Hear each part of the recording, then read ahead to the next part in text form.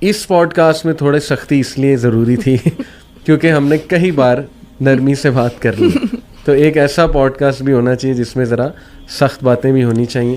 اور اسی لیے میں بس ایک لاسٹ میسیج, اور پھر آپ سے بھی کہوں گا لاسٹ ایک میسیج کوئک, میں یہ حدیث اپنی بہنوں کو سنانا چاہوں گا. دیکھیں مردوں, یہ چھوڑیں کہ مرد اس کا مطلب آزاد ہے, مرد نظریں نہ جھکائے, ہم نے کب کہا آزاد ہے؟ ہم مردوں کو زیادہ ڈانٹیں گے انشاءاللہ. جی جی جی. لیکن چند ایک حدیث میں آپ لوگوں کے سامنے رکھنا چاہوں گا کہ نبی اکرم صلی اللہ علیہ وسلم نے فرمایا, حدیث ہے جی کہ some women are clothed but naked, inclining to evil and seducing with it.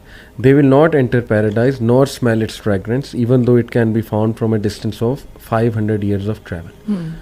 اس کو پلیز پرسنل اٹیک نہ سمجھیں. یہ اس انسان کی بات ہے جو سب سے زیادہ سنسیئر تھا آپ کے ساتھ, سب سے زیادہ.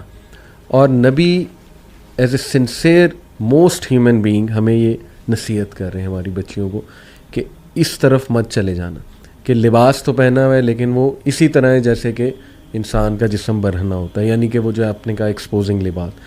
یہ حدیث جی کہ نبی اکرم صلی اللہ علیہ وسلم نے فرمایا, حرام ہے ایک عورت کے لیے کہ وہ دوسری عورت کو ٹچ کرے یا آبزرو کرے اور اس کا فگر دوسروں کو بتائے, اسپیشلی اپنے ہسبینڈ, یعنی یہ اتنا حرام کام.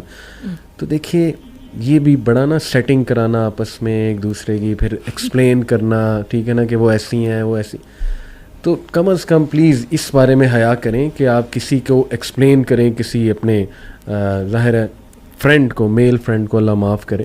تو اسی طرح یہ آخری میں بات کرنا چاہوں گا, نبی اکرم صلی اللہ علیہ وسلم نے فرمایا کہ اگر حیا ایک انسان کا روپ اختیار کرتی تو وہ ایک انتہائی خوبصورت اور رائٹیس انسان ہوتا, اور شیم لیسنس, بے حیائی, اگر کسی انسان کا روپ اختیار کرتی تو انتہائی بدصورت اور وکڈ انسان ہوتا.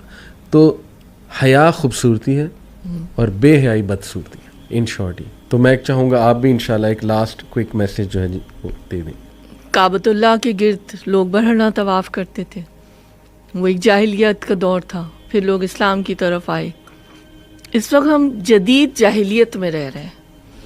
ہم سمجھ رہے ہیں کہ ہم بڑے تعلیم یافتہ ہیں, بڑی ٹاپ کی آئی وی لیگرز ہیں, سب کچھ ہیں, انگریزی بڑی اچھی بولتے ہیں, امریکن ایکسنٹ ہے یا برٹش ایکسنٹ ہے, ٹھیک ہے جو بھی ہے.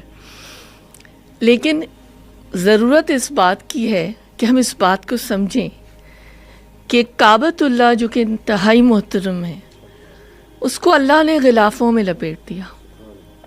قرآن کریم جو کہ ہمارے لیے نور ہے, شفا ہے, ہدایت ہے, اس کو اللہ نے کہا کہ اس کو حفاظت سے رکھو, یعنی اس کا بھی غلاف ہم احترام کے طور پہ رکھتے ہیں, کرتے ہیں کہ اس کو ایسے ایسے عام کہیں کتاب نہ پڑھی ہوئی ہو.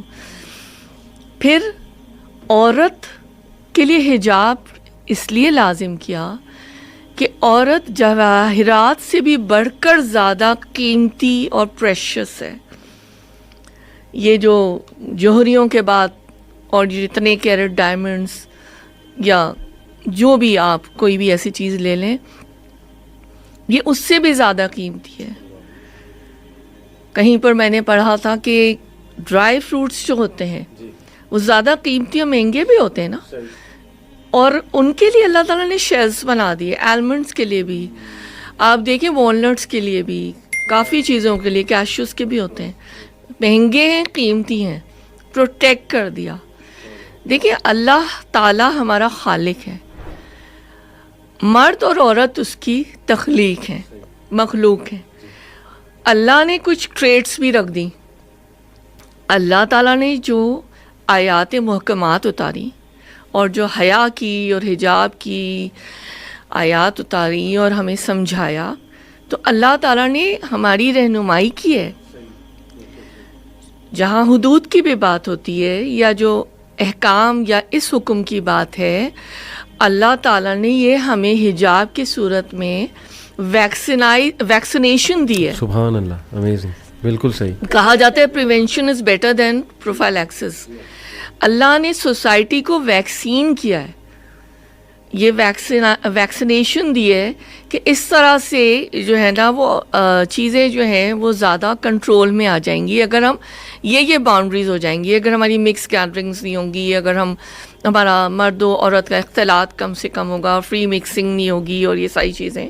اور اس کے بعد جو ایک لباس اللہ تعالیٰ نے بتا دیا, یہ جو فلاسفی اس کی یہ ہے کہ جو لباس عورت کا ہے جس میں اس کا دوپٹہ 3 پیس شامل ہے, جو آؤٹر کورنگ ہے, وہ جو اس کا حجاب ہے وہ ضروری ہے. اس میں بھی کافی لوگ مس انڈرسٹینڈ کرتے ہیں, تو وہ اتنی قیمتی چیز تھی, اللہ تعالیٰ نے اس کو کور کر دیا. اب ہمیں کرنا کیا ہے کہ یہ جو افراد و تفرید, یہ جو ایکسٹریم دو, جو ایک نارتھ اور ساؤتھ اور ایسٹ اور ویسٹ کی جو صورتحال ہمیں نظر آ رہی ہے اس وقت, جو کہ ہمیں اصل اپنی جو روٹ ہے, جو جڑ ہے, جو منزل ہے, جو گول ہے, جو فوکس ہے, اس سے بھٹکا رہی ہے. تو ہم بھٹکے ہوئے اس وقت نا. تو یہ جو کرنے کا کام تھا وہ امت مسلمہ کے افراد کا ہے اور ابھی بھی ہے, جس کو اللہ نے امت کے لیے امامت بخشی کہ تمہیں یہ اپنا جو پیغام ہے وہ پہنچانا تھا. لیکن بد نصیبی ہماری دیکھیے کہ ہم جن کے پاس اللہ نے چراغ دیا تھا, ہمیں سراج منیرم بھی دیے, ہمیں قرآن بھی دیا, ہم خود ہی ایسے ڈیزیزڈ ہو گئے, اسپرچولی ڈیزیزڈ ہو گئے کہ we are not able to show the light and نور to the society and to the whole world. تو ہم خود بینا سے نابینا ہو گئے, میں بہت سخت الفاظ استعمال کر رہی ہوں, اور اندھیروں میں بھٹکنے لگ گئے.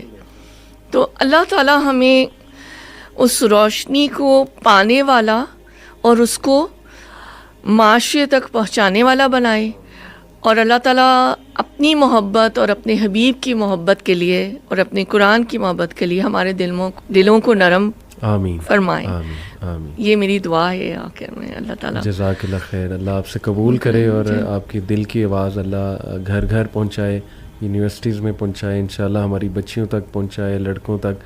بہت شکریہ میم آپ کے آنے کا. انشاءاللہ ول کیپ انوائٹنگ یو. جزاکم اللہ خیر, آپ نے بلایا مجھے. بہت شکریہ. السلام علیکم.